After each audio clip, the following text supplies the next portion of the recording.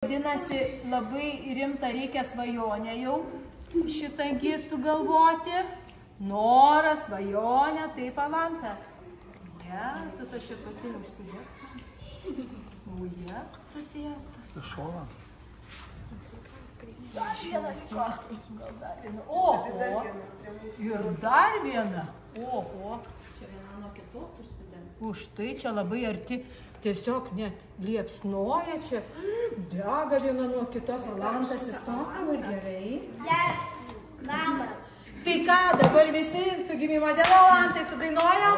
Su gimimo diena, su gimimo diena, su gimimo, su gimimo, su gimimo diena, su gimimo diena, leidžiame sveikinti tave, su gimimo, su gimimo, su gimimo diena.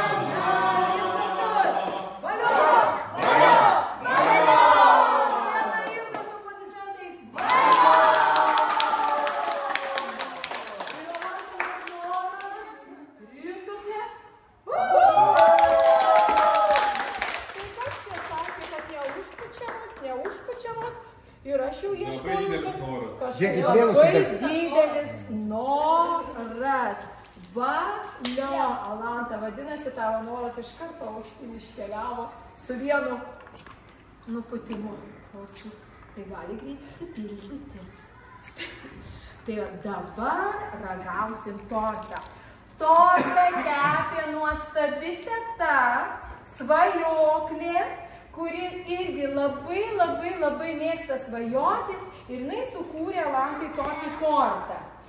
Tiesiog iš tokių taškučių, perliukų ir sakė čia Alantai ir sakė vaikams turi labai patikti.